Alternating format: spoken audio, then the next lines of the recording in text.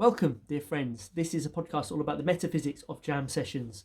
We're going to be looking at how jam sessions create a vehicle for the living animacies that motivate and express all life. And we're also going to be looking at how jam sessions can tell us about the formulas encoded into the deep structures of the universe.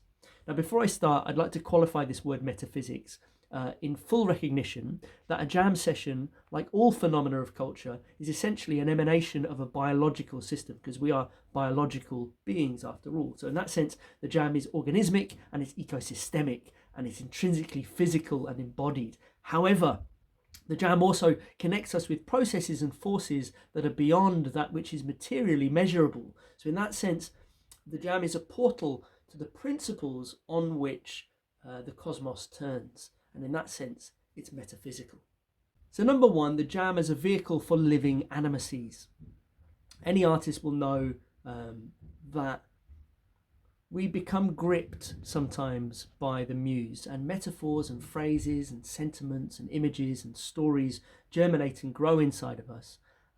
And we don't really know where they came from, but we plant the seeds and we water them and we nurture them, and we do all the things that makes us a nursery to these things, to these acts of inspiration, and we have them like offspring, and we develop loving relationships with them. Now, when we're gripped by creativity, we're gripped essentially by, I believe, by certain animacies. Okay, when I say animacy, what I mean is the drives of the collective subconsciousness. And these drives reproduce themselves through living systems and organisms, and they are essentially beyond the individual. They are transpersonal, they are intersubjective animacies. Okay. Now, when we come into the orbit of the mic, and you see this when poets and MCs and musicians are kind of like getting ready to go up, we swell with inspiration and we swell with faith, and there's some nerves there that we become imbued with a sense of safety and love. And in this sense, the jam is generative and it's life enhancing, and we're drawn in. We come into the jam, so these animacies can come out and they can enripen themselves. So these creatures come above ground and they flower and they miscegenate and they mutate in a dance with the creative forces carried by other jammers. And in that sense, the jam is, I believe, essentially erotic. It revels with itself, it flirts with itself, and it reproduces in the jam. And that's why jams exist, is so that creative energies of humanity and the world and the cosmos can come together in a kind of vortex, in a kind of like that. Yes. So jams are microcosms for the larger jam session, not just of life on Earth, but also the cosmic jam session of vortexing spirals of galaxies and the proliferating unfoldments of the Big Bang. So number two, jam sessions and the formulas of the universe. For me, the jam session is a particle accelerator for those eternal constants: novelty, imagination, creativity, and play.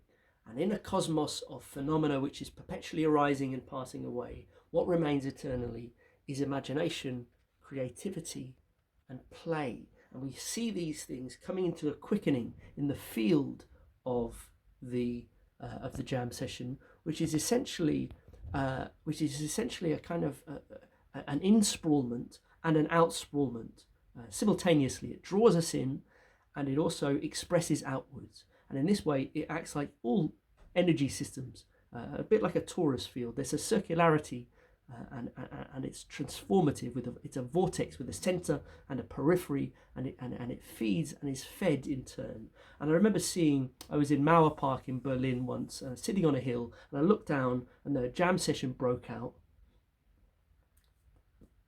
by people colliding into each other as they would in that place.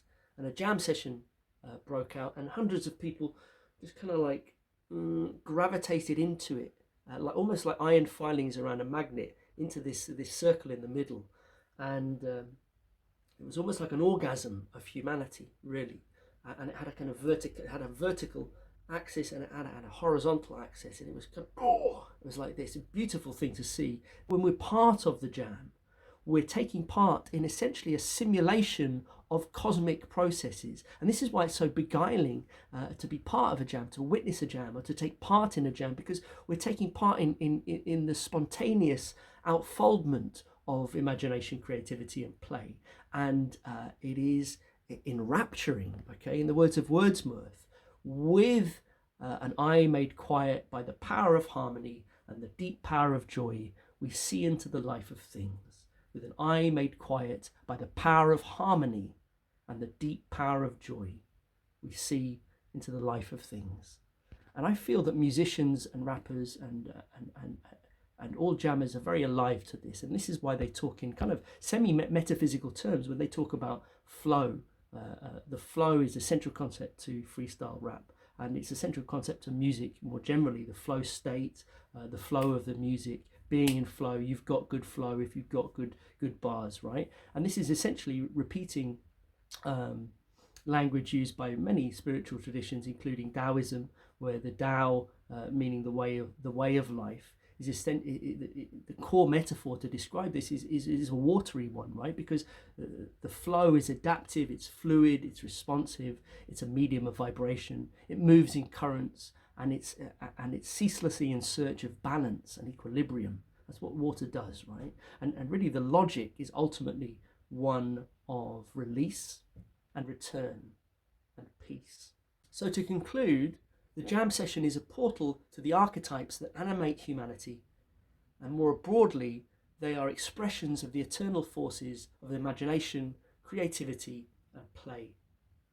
The jam is conjured and inhabited by motive energies, and these energetic currents not only animate us, but they are really emanations of the same forces that compose the cosmos.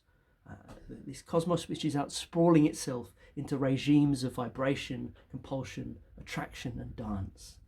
There is a freestyler bigger than the poet and the rapper. We are just taking part.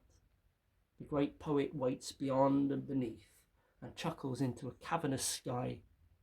Pachamama jams herself into being and throws in species that thrive and then die. The great beyond jams herself into being, throwing out planets that thrive and die. We are all reveling, playing and adapting, all sinking in rhythm and time. Thank you for listening to this podcast on the jam and metaphysics. If you have any comments or questions, please give them below. Please share this with your friends if you've enjoyed it. I'm a poet and writer, a performer based in Bristol, and I do tuition and I do workshops. If you're interested, then get in touch. Also, you can follow me on Spotify and you can get my music with my band for free. Or if you'd like to make a small donation, you can find me on Patreon. And if you want to make a regular donation, then it makes it more likely that I will do these things and send them to you. If you want to have a deeper dive, I have a book called Stage Invasion, which is a book all about live performance, specifically vocal performance. Thank you for listening.